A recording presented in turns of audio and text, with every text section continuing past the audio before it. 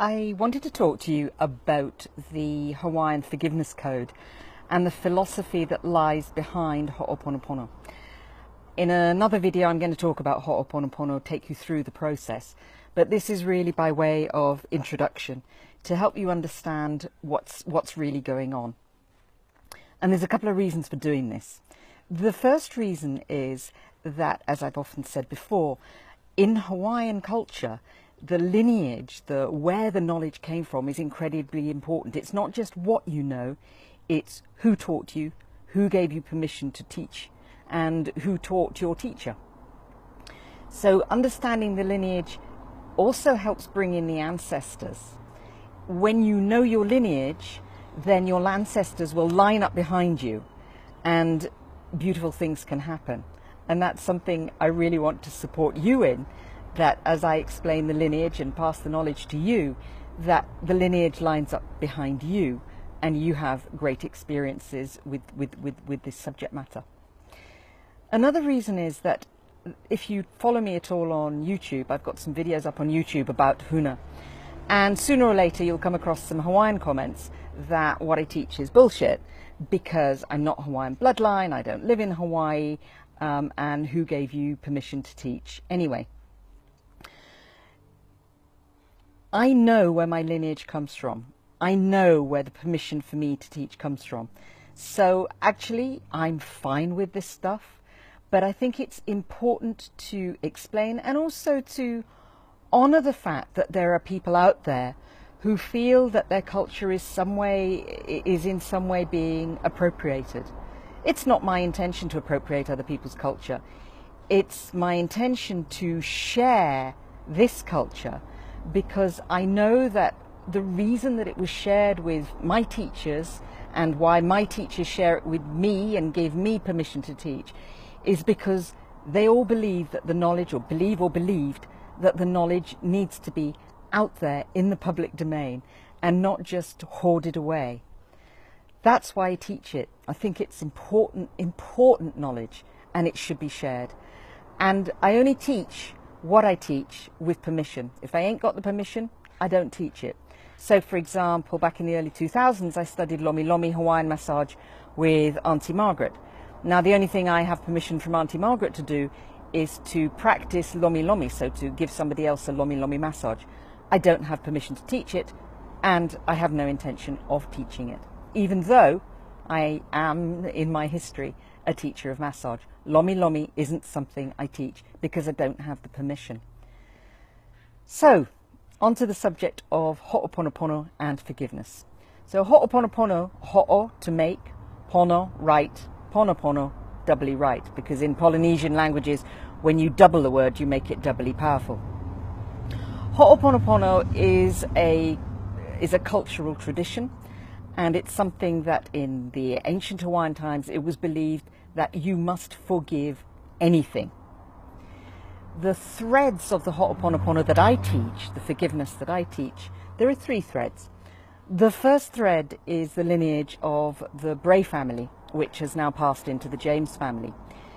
Daddy Bray was a kahuna, a Hawaiian spiritual leader, a Hawaiian cultural leader. And if he was alive now, I think he'd probably be described as an activist, because he was a real defender of the Hawaiian culture. In the 50s, Daddy Bray was arrested for chanting in the Kona marketplace, Kona being the town that he lived in on Big Island. At that time, the public practice of any Hawaiian spiritual beliefs was illegal. Daddy Bray was well aware of that, and he did it anyway. Hawaii had only recently become the 50th state. Hawaii 5-0, that's because it's the 50th state. It only relatively recently become the 50th state. And the practice of native religious beliefs was not permitted. Same was true for the Native Americans and other indigenous people of the United States. So Daddy Bray publicly practiced what he believed and got arrested for it. Daddy Bray passed his learning and his knowledge on to Papa Bray, his son, also known as David Jr. And Papa Bray wanted to share the knowledge with his own children, with his own family, but nobody in his family wanted it. And his fear was that if he didn't teach it to somebody, the knowledge would be lost. So he started teaching it to some haole, some non-Hawaiians, one of whom was Tad James. Tad was my original teacher of Huna, and his son Matt is now my teacher. He obviously taught his son. So Papa shared this knowledge with Tad because he wanted the knowledge to stay alive.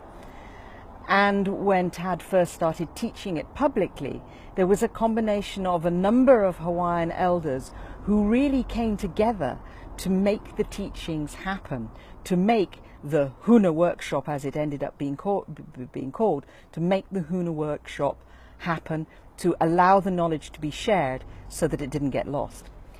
One of the people who was very instrumental in making it all happen was a gentleman by the name of Uncle George Naope. Uncle George was, along with other people like Auntie Dottie, was a founder of the Merry Monarch Hula Festival. He was a hula master and had been since the age of 13. But Uncle George was another real defender of the culture. So he created the Merry Monarch Festival with, as a way of preserving the knowledge in hula, because, again, there was a danger that if that knowledge wasn't somehow preserved, then it would be lost. So some of the teaching comes from Uncle George, some of the teaching comes from the Bray family, and some of the teaching around Hooponopono comes from Auntie Morna Simeona. Now, Auntie Morna Simeona, like Uncle George, was a Hawaiian living treasure, a cultural expert, and she went round the world teaching Hooponopono, teaching forgiveness. She taught it to the United Nations, and she taught it to others. She shared the knowledge so that others could use it. And on her death, the lineage, the keeper of the knowledge was Hugh Len, as she designated, and it was Hugh Len who taught Joe Vitale. Many of you may have come across the Hugh Len Joe Vitale version of Hooponopono, and it's a little bit different from the version I teach. In both versions, you create a stage and you put the people you want to forgive on the stage, but in terms of what you say to them and what you do afterwards, it's a little bit different. You'll find that in the Hawaiian culture. There are probably as many versions of Hooponopono, as many versions of the various things that I teach, as there are families in the Hawaiian bloodlines. They're different. It doesn't make one wrong or one right, it just means difference. The Hawaiians, as I say, believed that forgiveness was absolutely essential. You would forgive people no matter what. A couple of reasons for that. One was that holding on to onto the revenge, the hurt, the forgiveness, the feelings that needed to be forgiven, would bind your spirit. It would bind your energy. It would act like a fetter. And I'm sure if you've got somebody you need to forgive, you've had that experience of how it really ties you, it holds you back, it locks you. A number of my clients have talked about how when they've used Hooponopono, when they've learned the Hooponopono process, and they've done it with somebody with whom they had a bad relationship or a tricky relationship, it's really given them freedom. Because when you do Hooponopono, you don't have to like the person that you forgive afterwards. You don't even have to see the person that you forgive afterwards. You simply have to forgive them and let them go. The Hawaiians had a forgiveness code, and most of this comes from the teachings of Daddy Bray, or Papa Bray. And the forgiveness code was, there were 3 different sins, if you like, all of which needed to be forgiven. The first one was hala, which is it's a mistake. So I unintentionally do something that upsets you, or you unintentionally say something to me and I take it wrong and it upsets you. That's a hala. Heva then is to go overboard. It's more serious. It's to go overboard, to do something to excess. Heva can be an addiction, so all these things can be things you do to other people, or they can be things that you actually do to yourself. So Heva can be an addiction. It can be just getting in somebody's face again and again and again, or it can be repeatedly doing something that you know irritates the hell out of somebody else, but you just keep doing it anyway. The third one then is ino. Ino is to deliberately do harm to somebody. And harm could be physical harm, it could be mental harm. It doesn't really matter, but it's that intention, and it's the strength of the harm that you intend to do. All of them need to be forgiven. And Uncle George Naopi talked about the main three different ways that you can forgive. The first way is to do it in your mind, and that really is what we're teaching in the Hooponopono process that I teach. The second way is to do it in a face-to-face discussion, and the third way is to do it as a family. It's a family process for forgiveness. And back in 2001, when I was studying Lomi Lomi with Auntie Margaret, her cousin Auntie Mona came along. Auntie Mona was a forgiveness expert. Auntie Mona had studied with her grandfather, who was a priest, a kahu of a temple locally. And she had become a Hooponopono expert, and she'd become a social worker. And she was telling us that even back in the 50s, before restorative justice was really well known outside of anywhere, I think, in Hawaii, the Hawaiians were encouraging prisoners to meet the people they had hurt so that those people could forgive them. So Hooponopono is deeply, deeply embedded in the Hawaiian culture, fundamental part of the Hawaiian culture. And it's not even necessarily even Huna, it's not even particularly spirituality, except that it does bind your spirit when you don't forgive. So 3 types of sin, 3 ways of forgiving. And in the process that I teach, there are 3 stages, magic number 3. There are 3 stages. So the first stage is the healing of yourself with healing light. Much of that really comes from the Bray lineage. Second stage, set up a stage and do the healing in your mind. Say what you need to say to them. Say I forgive you to them, and have them say I forgive you to you.